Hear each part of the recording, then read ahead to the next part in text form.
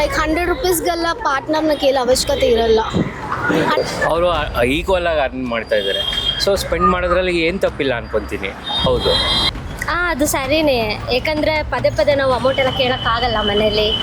ಥರ ಅಂದರೆ ಅವ್ರ ಹತ್ರ ನಾವು ಮತ್ತೆ ಅಮೌಂಟ್ ಕೇಳ್ದಲೆ ಸೊ ನಾವು ಇಂಡಿಪೆಂಡೆಂಟಾಗಿ ಇರೋದಕ್ಕೆ ಇಷ್ಟಪಡ್ತೀವಿ.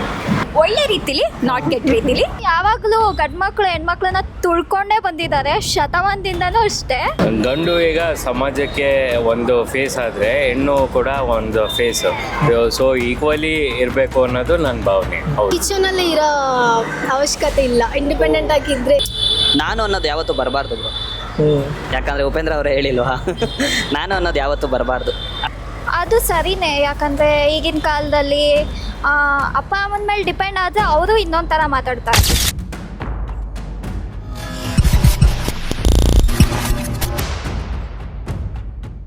So hi hello guys, welcome to C talks. ನಾವಿವತ್ತು ನಮ್ಮ ಜನತೆ ಹತ್ರ ಹೆಣ್ಮಕ್ಳು ಇಂಡಿಪೆಂಡೆಂಟ್ ಆಗಿರೋದು ಎಷ್ಟರ ಮಟ್ಟಿಗೆ ಸರಿ, ಎಷ್ಟರ ಮಟ್ಟಿಗೆ ತಪ್ಪು, ಹಾಗೆ ಅದರಿಂದ ಆಗೋ ಅಡ್ವಾಂಟೇಜಸ್ ಮತ್ತು ಡಿಸ್ಅಡ್ವಾಂಟೇಜಸ್ ಬಗ್ಗೆ ಕೇಳೋಕೆ ಹೋಗ್ತಿದ್ದೀನಿ.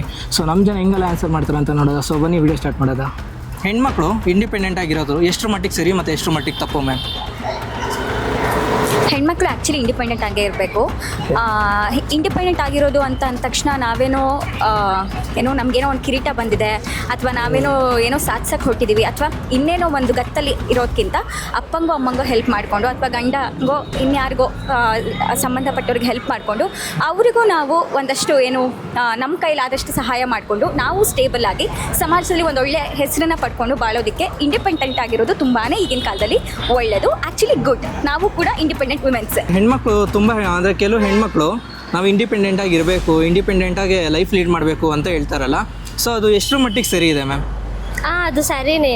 ಯಾಕಂದರೆ ಪದೇ ಪದೇ ನಾವು ಅಮೌಂಟ್ ಎಲ್ಲ ಕೇಳೋಕ್ಕಾಗಲ್ಲ ಮನೇಲಿ. ನಮಗೂ ಈಕ್ವಾಲಿಟಿ ಅನ್ನೋದೆಲ್ಲ ಬೇಕಲ್ಲ. So that's they have to earn. ಅದು ಸರಿ ಅಂತೀರಾ? ಯಾ, ಹೌದು. ಏಕೆ ಅಂತಂದರೆ ಈಗ ನಮ್ಮ ಪೇರೆಂಟ್ಸ್ ನಮಗೆ ಒಂದು ಎಜುಕೇಷನ್ ಎಲ್ಲ ಕೊಟ್ಟಿರ್ತಾರೆ. ಅಟ್ಲೀಸ್ಟ್ ನಾವು ಇವಾಗ ಏನಾದರೂ ಅರ್ನ್ ಮಾಡಿಕೊಂಡು ಅಟ್ಲೀಸ್ಟ್ ನಮ್ಮ ಕೈಲಿ ಏನಾಗುತ್ತೋ ಅವ್ರಿಗೆ ನಾವು ಕೊಟ್ಕೊತಾ ಇದ್ದರೆ ಅಂದರೆ ಆ ಥರ ಅಂದರೆ ಅವ್ರ ಹತ್ರ ನಾವು ಮತ್ತೆ ಅಮೌಂಟ್ ಕೇಳ್ದಲೆ ಸೊ ನಾವು ಇಂಡಿಪೆಂಡೆಂಟಾಗಿ ಇರೋದಕ್ಕೆ ಇಷ್ಟಪಡ್ತೀವಿ. ಅದು ಸರಿನೇ. ಯಾಕಂದರೆ ಈಗಿನ ಕಾಲದಲ್ಲಿ ಅಪ್ಪ ಅಮ್ಮನ ಮೇಲೆ ಡಿಪೆಂಡ್ ಆದರೆ ಅವರು ಇನ್ನೊಂದು ಥರ ಮಾತಾಡ್ತಾರೆ. ಯಾರ ಮೇಲೂ ಡಿಪೆಂಡ್ ಆಗಬಾರ್ದು. ಮುಂದೆ ಮದುವೆ ಕಳಿಸ್ದಾಗೂ ಅಷ್ಟೇ ಗಂಡನ ಮೇಲೂ ಡಿಪೆಂಡ್ ಆಗಿರಬಾರ್ದು. ನಾವು ಚೆನ್ನಾಗಿ ಓದಬೇಕು, ಒಳ್ಳೊಳ್ಳೆ ರೋಲ್ಸ್ ತೊಗೋಬೇಕು, ಮೆಡಿಕಲ್ಗೆ ಹೋಗಬೇಕು, CEO ಆಗಬೇಕು, ಆ ಥರ ಒಳ್ಳೊಳ್ಳೆ ರೋಲ್ಸಲ್ಲಿ ಕೆಲಸ ಮಾಡಬೇಕು, ಎಜುಕೇಟೆಡ್ ಆಗಬೇಕು, ಇಂಡಿಪೆಂಡೆಂಟ್ ಆಗಿರಬೇಕು. ಮ್ಯಾಮ್ ಬೇರೆಯವ್ರ ಮೇಲೆ ಡಿಪೆಂಡ್ ಆಗಬಾರ್ದು. ಡಿಪೆಂಡ್ ಆಗಬಾರ್ದು. ಇನ್ನೊಂದು ಥರ ಮಾತಾಡ್ತಾರೆ. ಮ್ಯಾಮ್ ಇವಾಗ ನೀವು ಹೇಳಿದ್ದು ಅಂದರೆ ಫಿನಾನ್ಷಿಯಲಿ ಇಂಡಿಪೆಂಡೆಂಟಾಗಿ ಇರಬೇಕು ಅಂತ ಆ ಅರ್ಥದಲ್ಲಿ ಇತ್ತು ನೀವು ಹೇಳಿದ್ದು. ಇವಾಗ ನಾನು ಕೇಳ್ತಿರೋದು ಮ್ಯಾಮ್, ಇವಾಗ ಫಿನಾನ್ಷಿಯಲಿ ಇಂಡಿಪೆಂಡೆಂಟಾಗಿ ಇರ್ತಾರೆ, ಅವ್ರಿಗೆ ಮನೆ ಜವಾಬ್ದಾರಿ ಅನ್ನೋದು ಕೊಟ್ಟರೆ ಹೆಂಗಿರುತ್ತೆ? ಮನೆ ಜವಾಬ್ದಾರಿ ನಿಭಾಯಿಸ್ತಾರೆ. ನಮ್ಮ ಮನೇಲಿ ನಾನು ಒಬ್ಬಳೇ ಮಗಳು, ಮುಂದಿನ ಜವಾಬ್ದಾರಿ ಎಲ್ಲ ನನಗೆ ಬರೋದು. ನಿಭಾಯಿಸ್ತಾರೆ. ಅಪ್ಪ ಅಮ್ಮನೂ ಚೆನ್ನಾಗಿ ನೋಡ್ಕೊತಾರೆ ಅಷ್ಟೇ. ಅಂದರೆ ಇವಾಗ ಅವ್ರು ಫೇಸ್ ಮಾಡೋ ಪ್ರಾಬ್ಲಮ್ಸ್ ಎಲ್ಲ ಹೆಂಗಿರುತ್ತೆ ಮ್ಯಾಮ್? ಪ್ರಾಬ್ಲಮ್ಸ್ ಅಂತ ಅಂದರೆ ಅದೇ ಜನಗಳೆಲ್ಲ ಮಾತಾಡ್ತಾರೆ, ಯಾಕೆ ಮದುವೆ ಮಾಡಿಲ್ಲ, ಒಬ್ಬಳೇ ಮಗಳು ಯಾಕೆ, ಆಮೇಲೆ ಇನ್ನೂ ಯಾವುದೇ ಥರನೂ ಮಾತಾಡ್ತಾರೆ. ಅಂದರೆ ಮ್ಯಾಮ್ ಇವಾಗ ನೀವು ಹೇಳಿದ್ದು ಇವಾಗ ರಿಲೇಟಿವ್ಸ್ ಎಲ್ಲ ಈ ಥರ ಮಾತಾಡೋ ಚಾನ್ಸಸ್ ಇರುತ್ತೆ. ಅದೇ ನೀವು ಸೊಸೈಟಿಗಂತ ಹೊರಗಡೆ ಅಂತ ಜೀವನ ಮಾಡೋಕ್ಕೆ ಬಂದರೆ ಆ ಜೀವನ ಹೆಂಗಿರುತ್ತೆ ಮ್ಯಾಮ್? ಯಾವಾಗಲೂ ಗಂಡು ಮಕ್ಕಳು ಹೆಣ್ಮಕ್ಳನ್ನ ತುಳ್ಕೊಂಡೇ ಬಂದಿದ್ದಾರೆ ಶತಮಾನದಿಂದನೂ ಅಷ್ಟೇ. No comments. ಯಾವುದಲ್ಲೂ ಬೆಳೆಯೋಕ್ಕೆ ಬಿಟ್ಟಿಲ್ಲ. ಸೊ ಇವಾಗ ಸ್ವಲ್ಪ ಬದಲಾಗ್ತಿದೆ. ಬಟ್ ಆದರೂ ಈ ರೇಪಿಸ್ಟ್ಗಳು ಎಲ್ಲ ರೇಪ್ ಮಾಡಿ ಇವಾಗ ಮುಂದೆ ಹೆಂಗಾಗಬೇಕು ಸಿಟಿ ಅಂತ ಹೇಳಿದ್ರೆ 12 o'clock ಆದರೂ ಪರವಾಗಿಲ್ಲ, ಹೆಣ್ಮಕ್ಳು ಓಡಾಡೋ ಥರ ಇರಬೇಕು. ಆ ಥರ ಸಿಟಿ ಆದಾಗ ಇಂಡಿಯಾ ಬದಲಾಗುತ್ತೆ. ಜಪಾನಲ್ಲೆಲ್ಲ ನೀವು ನೋಡಿರ್ಬೋದು, ಅಲ್ಲೇನಂತ ಅಂದರೆ ರೇಪ್ ಮಾಡಿದ್ರೆ ಅವ್ರಿಗೆ ಒಂಥರ ಶಿಕ್ಷೆ ಇರುತ್ತೆ. ಬಟ್ ಇಲ್ಲಿ ಆ ಥರ ಕಾನೂನು ಇಲ್ಲ. ಅಲ್ಲೆಲ್ಲ ಬಂದರೆ ಮ್ಯಾಮ್ ಇವಾಗ ಅಲ್ಲ ನೀವು ಹೇಳಿದ್ರಿ ಇವಾಗ 12 o'clock ಆದರೆ ಹೆಣ್ಮಕ್ಳು ಈಚೆ ಓಡಾಡಬೇಕಂತ. ನಂದೊಂದು ಡೌಟ್ ಇದೆ ಮ್ಯಾಮ್, ಅದು ನಂಗೆ ಕ್ಲಾರಿಟಿ ಇಲ್ಲ. ಸೊ ನಾನು ನಿಮ್ಮ ಹತ್ರ ಕೇಳ್ತಾ ಇದ್ದೀನಿ. ಇವಾಗ MG ರೋಡು, ಬ್ರಿಗೇಡ್ ರೋಡ್ ಈ ಕಡೆ ಹೋದರೆ ಹೆಣ್ಮಕ್ಳು 12 ಗಂಟೆಗೆ ಓಡಾಡ್ತಾರೆ. ಅದು ಅವ್ರ ಲೈಫ್ ಸ್ಟೈಲು, ಅವ್ರ ಪರ್ಸ್ನಲ್, ಅವ್ರ ವಿಷಯ. ಅಂದರೆ ಅದು ಫ್ರೀಡಮೇ ಅಲ್ಲ ಮ್ಯಾಮ್? ಫ್ರೀಡಮ್ಮೇ, ಹೌದು. Please note this point, Your Honor. ಅಂದರೆ ನೀವು ಕೇಳ್ತಾರೋ ಫ್ರೀಡಮ್ ಯಾವ ಥರ ಮ್ಯಾಮ್? ಮಾಡ್ತಾರೆ, ಅವ್ರಿಗೆ ಕೇಳ್ತಾ ಇಲ್ಲ. ಅಲ್ಲ ಇವಾಗ ನೀವು ಕೇಳ್ತಿರೋ ಫ್ರೀಡಮ್ ಯಾವ ಥರ ಮ್ಯಾಮ್?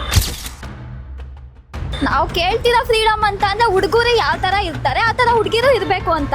ಮ್ಯಾಮ್ ಇವಾಗ ಯಾರು ರಿಸ್ಟ್ರಿಕ್ಷನ್ ಹಾಕಿದಾರೆ ಆ ಥರ ಇರಬಾರ್ದು ಅಂತ? ಅಂದರೆ ಸೊಸೈಟಿನೇ ಆಗ್ತಾರೆ ಅಥವಾ ರಿಲೇಟಿವ್ಸೇ ಆಗ್ತಾರೆ. ಒಂದು ಶಾರ್ಟ್ ಡ್ರೆಸ್ ಹಾಕೊಳ್ಳೋಂಗಿಲ್ಲ, ಓ ಹುಡುಗರ ಅಟೆನ್ಷನ್ ಸಿಕ್ ಮಾಡೋಕ್ಕೆ ಅಂತೆಲ್ಲ ಹೇಳ್ತಾರೆ. ನಾವು ಶಾರ್ಟ್ ಡ್ರೆಸ್ ಹಾಕೋದು ಅದಕ್ಕಲ್ಲ, ನಾವು ಚೆನ್ನಾಗಿ ಕಾಣಿಸ್ಲಿ ಅಂತ ಬಾಡಿ ಪಾಸಿಟಿವಿಟಿನ ನಾವು ಪ್ರಮೋಟ್ ಮಾಡ್ತೀವಿ.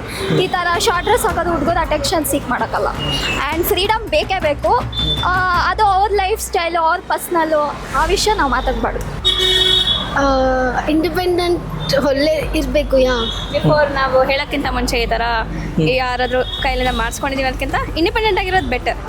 ನಾವು ದುಡಿತೀವಿ, ನಾವು ಇಂಡಿಪೆಂಡೆಂಟ್ ಆಗಿದ್ದೀವಿ, ಎಂಜಾಯ್ ಮಾಡ್ತೀವಿ, ನಮ್ಗೆ ಬೇಕಾದಾಗ ಎಂಜಾಯ್ ಮಾಡ್ತೀವಿ. ಯಾಕಂದರೆ ಕಿಚನಲ್ಲಿ ಇರೋ ಅವಶ್ಯಕತೆ ಇಲ್ಲ ಇಂಡಿಪೆಂಡೆಂಟ್ ಆಗಿದ್ದರೆ. ಯಾಕಂದರೆ ಇಂಡಿಪೆಂಡೆಂಟ್ ಇಲ್ಲ ಅಂದರೆ people will think kitchen women should be in kitchen doing household work. But independent ಆಗಿದ್ದರೆ we can do whatever we want. Ma'am ಇವಾಗ ಕಿಚನಲ್ಲಿರೋ ಇನ್ನು ವುಮೆನ್ಸು ಇಂಡಿಪೆಂಡೆಂಟಾಗಿ ಫ್ಯಾಮಿಲಿ ನೋಡ್ಕೊತಾ ಇರ್ತಾರಲ್ಲ ಮ್ಯಾಮ್? ಅದೇ ಅಲ್ವಾ ಇವಾಗ ಒಂದು ಪಾರ್ಟಿ ಆರ್ಗನೈಸ್ ಮಾಡಿದರೆ ವುಮೆನ್ ಕಿಚನಲ್ಲಿ ಇರ್ತಾರ, ಮೆನ್ ಕಿಚನಲ್ಲಿ ಇರ್ತಾರ? ಅಂದ್ರೆ ಆಲ್ಮೋಸ್ಟ್ ಮೆನ್ನೇ ಇರ್ತಾರೆ ಮ್ಯಾಮ್ ಪಾರ್ಟಿ ಹೌಸ್ ಪಾರ್ಟಿ ಅಂದ್ರೆ ಫಂಕ್ಷನ್. ಬಿಕಾಸ್ ಅವ್ರಿಗೂ ಬೇಕಲ್ಲ. ಇವಾಗ ಮೆನ್ ಎಂಜಾಯ್ ಮಾಡಿದ್ರೆ ವುಮೆನ್ ಬರಬೇಕಲ್ಲ, ಬಟ್ ಅವ್ರು ಕಿಚನಲ್ಲೇ ಇರ್ತಾರಲ್ಲ. ಅಂದ್ರೆ ಅವ್ರ ಮೇಲೆ ನಂಬಿಕೆ ಇರುತ್ತೆ ಮ್ಯಾಮ್, ಒಳ್ಳೆ ಅಡುಗೆ ಮಾಡ್ತಾರೆ ಅಂತ. ಅದು ಓಕೆ ಫೈನ್, ಬಟ್ ಇನ್ವಾಲ್ವ್ಮೆಂಟ್ ಇರಬೇಕು ಅಂತ ಹೇಳ್ತಾರೆ ಅದು. ಬಟ್ ಇನ್ವಾಲ್ವ್ಮೆಂಟ್ ಇದ್ದಾರೆ. ಇವಾಗ ಅವ್ರಿಗೆ ಅರ್ನ್ ಮಾಡ್ತಿರೋದ್ರಿಂದ ಇವಾಗ ಅವರೇ ಒಂದು ಪಾರ್ಟಿನ ಆರ್ಗನೈಸ್ ಮಾಡಿ ಇಟ್ಟಿರ್ತಾರೆ. ಸೊ ಅವ್ರು ಇವಾಗ ಮೆನ್ಗೋಸ್ಕರ ವೆಯ್ಟ್ ಮಾಡೋದಿಲ್ಲ, ಆ್ಯಂಡ್ ಅವರೇ ಕುಕ್ ಮಾಡಬೇಕು ಅನ್ನೋದಕ್ಕೂ ವೆಯ್ಟ್ ಮಾಡೋದಿಲ್ಲ. ಎಲ್ಲ ಕಡೆ ನಮ್ಗೆ ಇಂಡಿಪೆಂಡೆಂಟ್ ಇದೆ. ಸೊ ನಾವು ಇಂಡಿಪೆಂಡೆಂಟ್ ಆಗಿ ಅರ್ನ್ ಮಾಡ್ತೀವಿ, ಎಂಜಾಯ್ ಮಾಡ್ತೀವಿ. ಲೈಕ್ 100 ರೂಪೀಸ್ಗೆಲ್ಲ ಪಾರ್ಟ್ನರ್ನ ಕೇಳೋ ಅವಶ್ಯಕತೆ ಇರಲ್ಲ. 100 ರೂಪೀಸ್ ಒಂದು ಪಾರ್ಟ್ನರ್ ಕೊಡ್ಬೇಕಂದ್ರೂ 100 ಕ್ವಶನ್ಸ್ ಕೇಳ್ತಾರೆ. ಯಾಕೆ ಆಲ್ರೆಡಿ ನೆನ್ನೆ ಕೊಟ್ಟೆ. ಅಂಡರ್ಸ್ಟ್ಯಾಂಡಬಲ್, ಎಕ್ಸ್ಪೆನ್ಸಿವ್ ತುಂಬ ಆಗಿದೆ. ಬಟ್ ನಿಮ್ಮನ್ನ 100 ರೂಪೀಸ್ ಕೇಳಬೇಕಂದ್ರೆ ನಾವು ಅಯ್ಯೋ 100 ರೂಪೀಸ್ಗೆ. ಅದೇ ನಾವು ಇಂಡಿಪೆಂಡೆಂಟ್ ಆಗಿದ್ರೆ 100 rupees and we can spend on our own. According to me 100% ಹೆಣ್ಮಕ್ಳು ಇಂಡಿಪೆಂಡೆಂಟ್ ಆಗೇ ಇರಬೇಕು. So if you take me, I am an independent women. Before marriage ಬೇರೆ life. So after marriage is independent ಆಗಿರೋದು ತುಂಬ important. So financial wise ಅಲ್ಲದೇನು family wise ಅಂತ ಬಂದ್ರೇನು parents support is okay ಒಂದು ಮಟ್ಟಿಗೆ, ಬಟ್ ಸ್ಟಿಲ್ ಧೈರ್ಯ ಬರುತ್ತೆ, ಅವ್ರು ಆರಾಮಾಗಿರ್ಬೋದು, ಯಾರು ಹೆಂಗೆ ಅಂತ ತಿಳ್ಕೊಬೋದು, ಅವ್ರಿಗೆ ಎಕ್ಸ್ಪೀರಿಯನ್ಸ್ ಇರುತ್ತೆ. ಇವಾಗ ಬೇರೆ ಕಡೆ ಹೋದ್ರೂ ಇಲ್ಲಿಂದ ವರ್ಕಲ್ಲಿ ಆರಾಮಾಗಿರ್ಬೋದು. ಇಂಡಿಪೆಂಡೆಂಟ್ ಇರೋದು ನನಗೆ ಖುಷಿ. 100% ಸರಿನೇ ಬ್ರೋ. ಯಾಕಂದರೆ ಅವ್ರು ಕೆಲವೊಂದು ಪ್ರಾಬ್ಲಮ್ನ ಫೇಸ್ ಮಾಡೋಕ್ಕೆ ಶಕ್ತಿ ಸಿಗುತ್ತೆ. ಆಮೇಲೆ ಇಂಡಿಪೆಂಡೆಂಟ್ ಆಗಿ ಬದುಕೋಕ್ಕೆ ಒಂದು ದಾರಿ ಸಿಗುತ್ತಲ್ವಾ. ಇವಾಗ ಎಲ್ಲರ ಜೊತೆ ಇದ್ದರೆ ಅವರು ನಾರ್ಮಲಾಗಿ ಎಲ್ಲ ಥರ ಹುಡುಗಿರ್ ಥರ ಇರ್ತಾರೆ. ಅಟ್ಲೀಸ್ಟ್ ಇಂಡಿಪೆಂಡೆಂಟ್ ಆಗಿದ್ದರೆ ಗೊತ್ತಾಗುತ್ತೆ ಹೆಂಗೆ ದುನಿಯಾ ಏನು, ಯಾರು ಮೋಸ ಹೋಗ್ತಾರೆ, ಯಾರು ಮೋಸ ಮಾಡ್ತಾರೆ, ಎಲ್ಲ ಅವ್ರಿಗೆ ಗೊತ್ತಾಗುತ್ತಲ್ಲ ಇಂಡಿಪೆಂಡೆಂಟ್ ಆಗಿದ್ದರೆ. ಬ್ರೋ ಇಂಡಿಪೆಂಡೆಂಟ್ ಆಗಿರೋದು ಸರಿ, ನೀವು ಹೇಳ್ದಂಗೆ ಸರಿ ತಪ್ಪಂತ ಹೇಳಿದ. ಬಟ್ ಇಂಡಿಪೆಂಡೆಂಟ್ ಆಗಿರೋದ್ರಿಂದ ಅವ್ರಿಗಾಗೋ ಡಿಸ್ಅಡ್ವಾಂಟೇಜಸ್ಸೇ ತುಂಬ ಇರುತ್ತಲ್ಲ ಬ್ರೋ? ಡಿಸ್ಅಡ್ವಾಂಟೇಜಸ್ ತುಂಬ ಇರುತ್ತೆ. ಯಾಕಂದರೆ ಇವಾಗ ಎಕ್ಸಾಂಪಲ್ ಒಂದು ಫ್ಯಾಮಿಲಿ ಆ್ಯಂಡ್ ಒಬ್ಬರು ಫ್ರೆಂಡ್ಸ್ ಜೊತೆ ಇದ್ದರೆ ಅವ್ರ ಲೈಫಲ್ಲಿ ಏನೇ ಆಗ್ತಾಯಿದ್ರು ಒಬ್ಬರು ತಿದ್ದಕ್ಕೆ ಒಬ್ರು ಇರ್ತಾರೆ. ಅದೇ ಅವ್ರು ಇಂಡಿಪೆಂಡೆಂಟ್ ಆಗಿದ್ದರೆ ಏನು ಮಾಡಬೇಕಂತ ಯೋಚನೆ ಇರಲ್ಲ, ಗಾಳಿ ಬಂದಂಗೆ ಹೋಗ್ತಾ ಇರ್ತಾರೆ. ಸೊ ಇದ್ರ ಬಗ್ಗೆ ಏನು ಹೇಳೋಕ್ಕೆ ಇಷ್ಟಪಡ್ತೀರಲ್ಲ? ಅದೇ ಅವ್ರ ಬುದ್ಧಿ ಅವ್ರ ಕೈಲಿ ಇರಬೇಕು. ಮೈನ್ ಇದೆ, ಅವ್ರ ಬುದ್ಧಿ ಅವ್ರ ಕೈಲಿದ್ರೆ ಯಾವ ಥರ ಏನು ಮೋಸನೂ ಆಗಲ್ಲ, ಏನೂ ಆಗಲ್ಲ. ಅದೇ ಇಂಡಿಪೆಂಡೆಂಟ್ ಹುಡುಗಿಯರಿಗೆ ಮೋಸ್ಟಾಗಿ ಆಗೋದು ಈ ಥರ ಡಿಸ್ಅಡ್ವಾಂಟೇಜಸ್. ಮ್ಯಾಮ್ ಇವಾಗ ಹೆಣ್ಮಕ್ಳು ಇಂಡಿಪೆಂಡೆಂಟ್ ಆಗಿರೋದ್ರಿಂದ ಅದರಲ್ಲಿ ಅಡ್ವಾಂಟೇಜಸ್ ಆ್ಯಂಡ್ ಡಿಸ್ಅಡ್ವಾಂಟೇಜಸ್ ಎರಡೂ ಇರುತ್ತೆ. ಸೊ ನಿಮಗೆ ಜಾಸ್ತಿ ಅಡ್ವಾಂಟೇಜ್ ಅನ್ಸುತ್ತೆ ಇಲ್ಲ ಡಿಸ್ಅಡ್ವಾಂಟೇಜ್ ಅನ್ಸುತ್ತೆ ಮ್ಯಾಮ್? ಅಡ್ವಾಂಟೇಜು ಮತ್ತು ಡಿಸ್ಅಡ್ವಾಂಟೇಜು ನಾವು ಹೇಗೆ ತಗೊಂಡು ಹೋಗ್ತೀವಿ ಅನ್ನೋದ್ರ ಮೇಲೆ ಡಿಪೆಂಡ್ ಆಗುತ್ತೆ. ಸಮಾಜ ಅಂದಮೇಲೆ ನಮಗೆ ಅಡ್ವಾಂಟೇಜಸ್ ಆಗಿ ಇರೋರು ಇರ್ತಾರೆ, ಡಿಸ್ಅಡ್ವಾಂಟೇಜಸ್ ಆಗಿರೋರು ಇರ್ತಾರೆ. ಅದನ್ನು ನಾವು ರೈಟ್ ವೇಯಲ್ಲಿ ಸಮಾಜಕ್ಕೆ ಸರಿ ಹೊಂದೋಂಥ ರೀತಿಲಿ ನಾವು ಹೇಗೆ ತಗೊಂಡು ಹೋಗ್ತೀವಿ ಅನ್ನೋದು ಫೈನಲಿ ಇಂಪಾರ್ಟೆಂಟ್ ಆಗುತ್ತೆ. ಸೊ ಹೆಣ್ಮಕ್ಳು ಇಂಡಿಪೆಂಡೆಂಟ್ ಆಗಿರೋದು ಅಡ್ವಾಂಟೇಜ್, ಒಳ್ಳೆ ರೀತಿಲಿ, ನಾಟ್ ಕೆಟ್ಟ ರೀತಿಲಿ. ಮ್ಯಾಮ್ ಇವಾಗ ನೀವೇ ಸ್ಟಾರ್ಟಿಂಗಲ್ಲಿ ಹೇಳಿದ್ರಿ ಅಹಂ ರೀತಿಯಲ್ಲಿ ತೊಗೊಂಡೋಗೋದು ಒಳ್ಳೇದಲ್ಲ. ಸೊ ಇದು ಅಹಂ ರೀತಿಯಲ್ಲಿ ಇರ್ತಾರಲ್ಲ ಮ್ಯಾಮ್ ಹೆಣ್ಮಕ್ಳು, ಅವ್ರಿಗೆ ಅದರಲ್ಲಿ ಜಾಸ್ತಿ ಡಿಸ್ಅಡ್ವಾಂಟೇಜಸ್ಸೇ ಇರುತ್ತೆ ಅಂತ ನಾನು ಅನ್ಕೊತೀನಿ. ನಿಮ್ಗೇನು ಅನ್ಸುತ್ತೆ ಮ್ಯಾಮ್? ನಾನು ಆಗಲೇ ಹೇಳಿದೆ ಸರ್, ಎಲ್ಲ ಅವ್ರವ್ರಿಗೆ ಬಿಟ್ಟಿದ್ದು, ಅವರವರ ಭಾವಕ್ಕೆ ಅವರವರ ಭಕುತಿ ಅಂತ ಏನು ಹೇಳ್ತಾರೋ ಅದೇ ಥರ ಅವ್ರವ್ರಿಗೆ ಸಂಬಂಧಪಟ್ಟಿದ್ದು. ಎಲ್ಲದನ್ನು ಸ್ಟೇಬಲ್ ಆಗಿ ಸಮಾಜಕ್ಕೆ ಸರಿ ಹೊಂದೋ ರೀತಿಲಿ ಹೇಗೆ ತಗೊಂಡು ಹೋಗ್ತೀವಿ, ಸಮಾಜದ ಸ್ವಾಸ್ಥ್ಯ ಹೇಗೆ ಕಾಪಾಡ್ತೀವಿ, ಅದಕ್ಕೆ ಇಂಪಾರ್ಟೆಂಟ್ ಆಗುತ್ತೆ ಅಷ್ಟೇ. ಮ್ಯಾಮ್ ನೀವು ಇಂಡಿಪೆಂಡೆಂಟ್? ಖಂಡಿತವಾಗ್ಲೂ ಇಂಡಿಪೆಂಡೆಂಟ್ ಆಗಿದ್ದು, ಜೊತೆಗೊಬ್ಬರು ಜೊತೆಗಾರ ಇದ್ದೇ ಇದ್ದಾರೆ. ಸೊ ನಾನೇ ಅಪ್ಪ ಅಮ್ಮನೂ ಇದ್ರು, ಅತ್ತೆ ಮಾವ ಗಂಡ ಎಲ್ಲರೂ ಇದ್ದಾರೆ. ಸೊ ನಾನು ಇಂಡಿಪೆಂಡೆಂಟ್ ಅಂತ ಹೇಳ್ಬೋದು. ಅವ್ರ ಜೊತೆಲಿ ಇಟ್ಕೊಂಡು ಇವಾಗ ನೀವು ಡಿಸಿಷನ್ ತೊಗೊಂಡು ಅವ್ರನ್ನೂ ಕೇಳಿ ತೊಗೊಂತೀರಾ? ಖಂಡಿತವಾಗ್ಲೂ ಅವ್ರಿಲ್ದೆ ನಾನಿಲ್ಲದೆ ಅವರಿಲ್ಲ. ಸೊ ದಟ್ ಅವ್ರದ್ದೊಂದಷ್ಟು ಇನ್ಫಾರ್ಮೇಷನ್ನು, ಐಡಿಯಾಸು ಮೋಟಿವೇಟ್ ಮಾಡ್ತಾರೆ, ಎಜುಕೇಟ್ ಮಾಡ್ತಾರೆ ಅಂದಮೇಲೆ ನಾನು ಅವ್ರಿಗೆ ಏನು ಹೇಳ್ಬೋದು, ಅವ್ರ ಮಾತು ಬೆಲೆ ಕೇಳಿ ಖಂಡಿತ ಒಬೆ ಮಾಡಲೇಬೇಕು. ಅವರು ನಂಗೆ ಒಬೆ ಮಾಡ್ತಾರೆ, ನಾನು ಅವ್ರಿಗೆ ಒಬೆ ಮಾಡ್ತೀನಿ. ಸೊ ದಟ್ ಇದು ಕೈಂಡ್ ಆಫ್ ಇಂಡಿಪೆಂಡೆಂಟೇ ನನ್ನ ಪ್ರಕಾರ. ಮ್ಯಾಮ್ ಅಂದರೆ ಇವಾಗ ನಾನು ನೋಡ್ದಂಗೆ ಮ್ಯಾಮ್ ಕೆಲವರು ಹೆಣ್ಮಕ್ಳು ಇಂಡಿಪೆಂಡೆಂಟ್ನ ಒಂಥರ ಆ್ಯಟಿಟ್ಯೂಡ್ ಲೆವೆಲಿಗೆ ಮೇಂಟೈನ್ ಮಾಡ್ತಾರೆ. ಅಂದರೆ ನಾವು ಇಂಡಿಪೆಂಡೆಂಟ್ ಆಗಿದ್ದೀವಿ, ನಾವು ಹಂಗೆ ಮಾಡ್ತೀವಿ ಹಿಂಗೆ ಮಾಡ್ತೀವಿ ಅಂದರೆ ಅವರು ಒಂಥರ ಬೇರೆ ಒಂದು ಸ್ವಲ್ಪ ಕೆಳಮಟ್ಟದಲ್ಲಿ ನೋಡ್ತಾರೆ. ಅಂದರೆ ಗಂಡು ಮಕ್ಳು ಏನಾರು ಹೇಳೋಕೆ ಹೋದರೆ ಇವಾಗ ಏನೊಂದು ಅಡ್ವೈಸ್ ಕೊಡೋಕೆ ಹೋದರೆ ನೀನೇನಕ್ಕೆ ಅಡ್ವೈಸ್ ಕೊಡ್ತೀಯ, ನಂಗೆ ಗೊತ್ತು ನಾನು ಹೆಂಗಿರಬೇಕು, ಈ ಥರ ಮೈಂಡ್ ಸೆಟ್ ಇರ್ತಾರಲ್ಲ ಮ್ಯಾಮ್, ಅಂಥವ್ರಿಗೆ ಏನು ಹೇಳೋಕ್ಕೆ ಇಷ್ಟಪಡ್ತೀವಿ? ಇದು ಅವ್ರ own decision. It's all about own decisions.